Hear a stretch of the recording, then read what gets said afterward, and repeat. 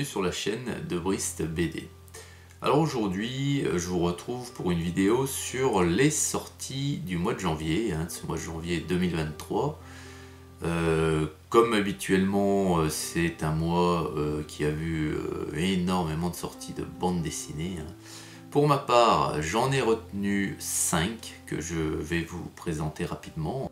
Donc ce sont 5 BD qui ont attiré mon attention pour des raisons diverses. Donc la première, c'est parce que ce sont des bandes dessinées qui sont dans les thèmes que je collectionne. Et puis d'autres, c'est par curiosité, parce que ça m'a vraiment interpellé. Voilà, donc on commence de suite. Sorti le 4 janvier 2023. Les futurs de Liu Cixin. Alors c'est le tome 8 et ça s'appelle Brouillage intégral. Alors les futurs de Liu Cixin, alors c'est une BD qui n'est pas forcément dans les thèmes que je collectionne, mais pour son concept très original, j'ai trouvé ça intéressant de vous en informer. Parce qu'en fait, les auteurs de cette BD, ils partent d'un fait réel et imaginent ensuite la suite. Et ils retranscrivent ceci en BD et ça a l'air très intéressant, très sympa. Alors c'est une BD de Marco Stejanovic et Maza et c'est aux éditions Delcourt. Et donc ce sont des sujets, en ce qui concerne les derniers numéros, des sujets d'actualité en ce moment, donc c'est plutôt sympathique. Je trouve l'idée très bien, quoi.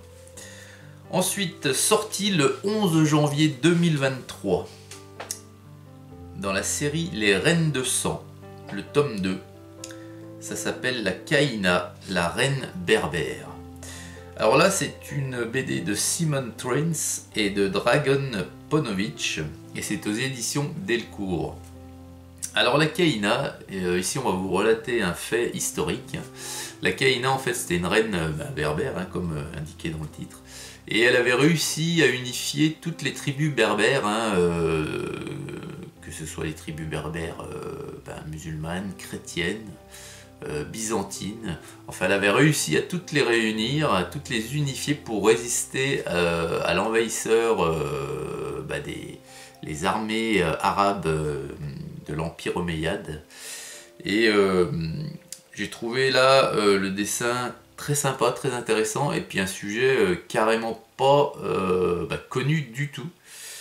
Donc je trouve ça plutôt intéressant comme BD. Ensuite sorti le 18 janvier 2023, je vous avais déjà parlé du premier tome, ça s'appelle L'Ogre Lion, c'est le tome 2, et ça s'appelle Les Trois Lions. Alors c'est une bande dessinée de Bruno Bessadi, c'est aux éditions Dracou.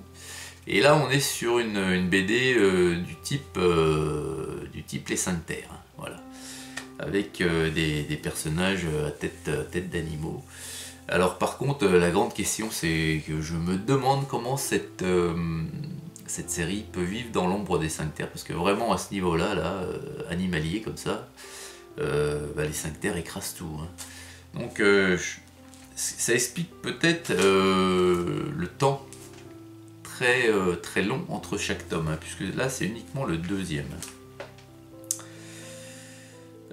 Toujours sorti le 18 janvier 2023, là c'est pareil, c'est quelque chose que je n'achèterai pas, mais j'ai voulu vous en informer parce que j'ai trouvé ça quand même assez particulier. Ça s'appelle Aurora, c'est le premier tome, c'est Phénomène, ça s'appelle le premier tome.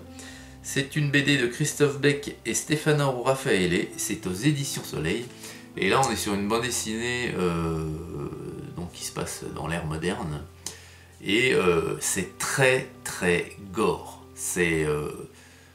Alors moi j'ai regardé les premières planches, j'ai trouvé limite ça dérangeant, quoi. Non, je n'achèterai pas. Comme j'ai compris, il y a quelque chose qui se passe dans la tête de certaines personnes dû à un phénomène qui se passe dans l'espace, un alignement de telle planète, bref, vous avez compris le truc. Et sur certaines personnes, ça réagit très fortement et ces personnes deviennent folles et se mettent à assassiner les gens. Mais Franchement, je voulais vous le signaler, vous informer, parce qu'il y a des amateurs de ce style-là.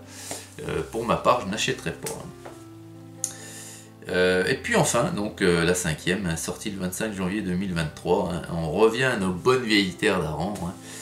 C'est le Elf numéro 35. Ça s'appelle Le Havre des Ombres. C'est une BD de Harleston, Scotch et Dima. C'est bien entendu aux éditions Soleil. Et là, on va nous parler d'Elfe Noir. Alors, les premières critiques sont très sévères envers cet album. Alors, je ne sais pas si ça va être vraiment un album qui restera dans les annales, celui-ci.